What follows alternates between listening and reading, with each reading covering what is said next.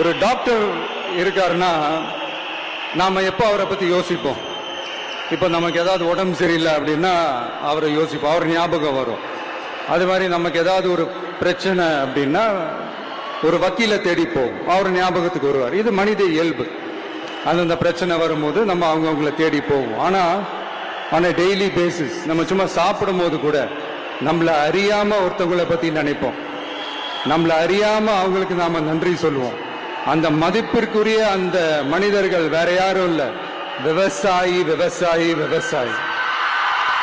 அவங்க பார்க்கறதுக்கு வேணா சாதாரணமா இருப்பாங்க, ஆனா அவங்க சாதாரணமான மனிதர்கள்லாம் கிடையாது. இந்த உலகத்தையும் மனிதர்களையும் படைச்சது கடவுள்னு சொல்லுவாங்க, ஆனா அந்த கடவுளுக்கே படையல் போடுற உயர்ந்த மனிதர்கள் தான் நம்ம விவசாயிகள். இந்த பூமியில உயிர் இருக்குது, இந்த பூமியில பூ பூக்கும், காய் காய்க்கும், பூத்து குலுங்கும்னு இந்த பூமியை அழகா காட்டி இந்த பூமியை சாமி ஆக்குறதுல இயற்கையோட சேர்ந்து நம்ம விவசாயிகளுக்கும் ஒரு முக்கிய பங்கு ஒண்ணு இருக்கு. அதனால நான் ஏதோ ஓவரா ஏதோ சொல்றேன்னு நினைக்காதீங்க.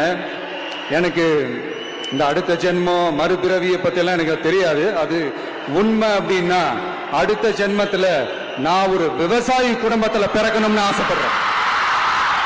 எனக்கு விவசாயத்தை பத்தி டீட்டெயில்டா தெரியாதுதான், நான் ஒத்துக்கிறேன். அதனால மற்றவங்க மாதிரி நானும் டெல்டாக்காரன் தான் அப்படின்னு உங்க காதல டால்டா ஊத்தலாம் நான் வரல. எனக்கு விவசாயத்தை பத்தி டீட்டெயில்டா தெரியலன்னா கூட அவங்க படுற கஷ்டங்களை பத்தி எனக்கு நல்லாவே தெரியும்.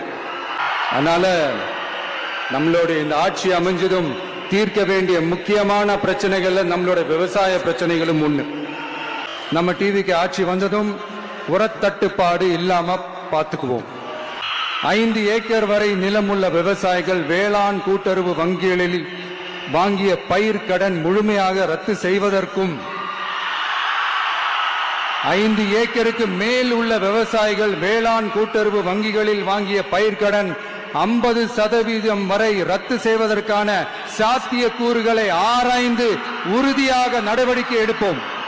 2 ஏக்கர் வரை நிலமுள்ள விவசாயிகள் மற்றும் நிலமற்றவர்கள் குடும்பத்தில் யாரும் மாநில மற்றும் ஒன்றிய அரசு ஊழியராக இல்லாமல் இருக்கும் பட்சத்தில் அவர்களின் குழந்தைகளின் பொறியியல் மற்றும் மருத்துவம் உள்ளிட்ட தொழிற்கல்வி முதல் அனைத்து வகை படிப்புகளுக்குமான முழு செலவையும் அரசே ஏற்கும்.